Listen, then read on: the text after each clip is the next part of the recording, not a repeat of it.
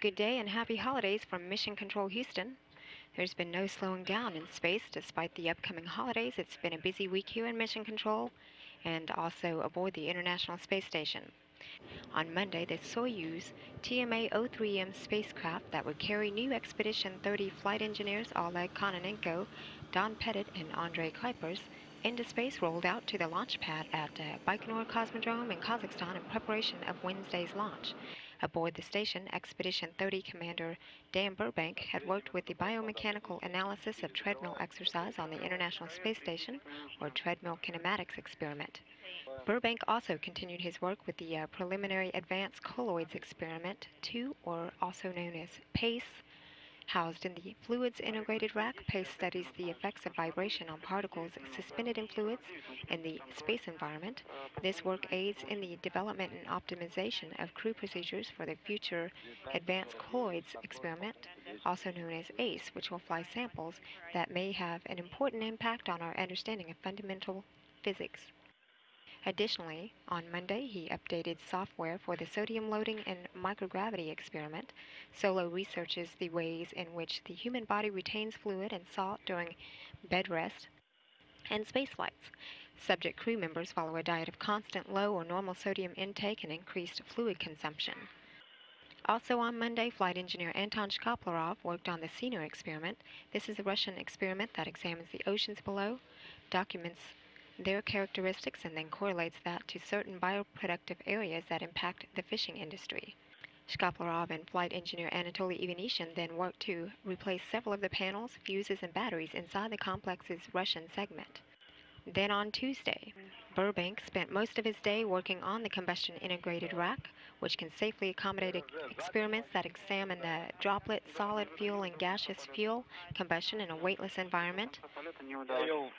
The commander replaced a fuel reservoir and radiometer in the rack in preparation for start of the flame extinguishment experiment. Results from this experiment, also known as Flex 2, will improve fire safety designs for future spacecraft and aid in the control of combustion-generated pollution on Earth. Also on Tuesday, working in the Russian segment of the station, Shkaplerov routed cables for an antenna switching controller and installed a space-to-space radio. Meanwhile, Ivanishin conducted troubleshooting on the Ethernet connection of a station support computer to prepare it for downlinking video of the Soyuz docking on Friday. Then on Wednesday, 3 new Expedition 30 crew members began their voyage to the International Space Station.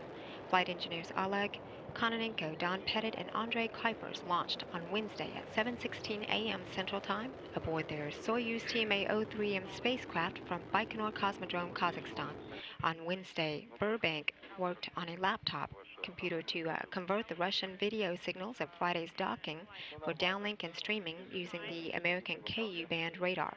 The commander also spent a good portion of his day scrubbing cooling loops in the U.S. spacesuits. The scrubbing cleans out dust and microorganisms that may accumulate over time in the water cooling loops. And also on Wednesday, Shkaplerov and Ivanishin worked in the Russian segment of the orbiting laboratory, maintaining life support systems and performing microgravity science experiments. Also, to improve spaceflight safety, the 2 cosmonauts had conducted the BAR experiment, which tests and validates methods to detect pressure leaks on board the station. The duo also studied the cardiac bioelectric activity of a crew member at rest in space. Space life science experiments observe how crew members adapt to long-term missions and teaches scientists how to keep crews healthy and prepare them for the return to Earth. Then on Thursday, Burbank worked with the microgravity science glove box in the station's Destiny laboratory and completed some work on the compound-specific analyzer. Burbank also gathered and set up hardware for the EPIC card testing and installation to prepare for an upgrade to computer systems aboard the station. He later participated in an in-flight media event, speaking with reporters from WDIV-TV in Detroit, Michigan. Shkaplerov and Ivanishin had worked in the Russian segment of the station, performing a variety of experiments and maintenance duties. The 2 cosmonauts also conducted the BAR experiment, which tests and validates methods to detect those pressure leaks on board the station. And on Thursday, Shkaplerov worked with the Russian Uragan Earth Observations programs that studies natural and man-made disasters from space. Ivanishin worked with the Radiation Payload Suite, Matrishka, which is designed for sophisticated radiation studies and is named after the traditional Russian set of nested dolls. The target is in the center, 011 range rate. Expecting contact. We have contact. We have capture. We have docking confirmed at 9:19 a.m. Central Time over southern Russia. Docking confirmed. The Soyuz slides down the chimney at the International Space Station with an early Christmas present for the Expedition 30 crew, a return to a steady-state six-person crew capability. And now you see the hatch opening that occurred just a few minutes ago.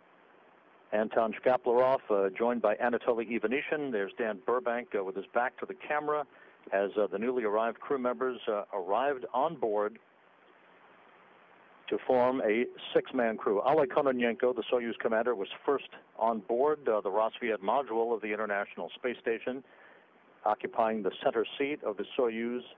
Don Pettit of NASA returning to the International Space Station that was his home in 2002 and 2003 for 6 months, and again as a visiting space shuttle crew member back on the STS-126 mission. Last on board, European Space Agency's flight engineer Andrei Kuipers, returning to the International Space Station 3.5 years after he first visited it for 11 days.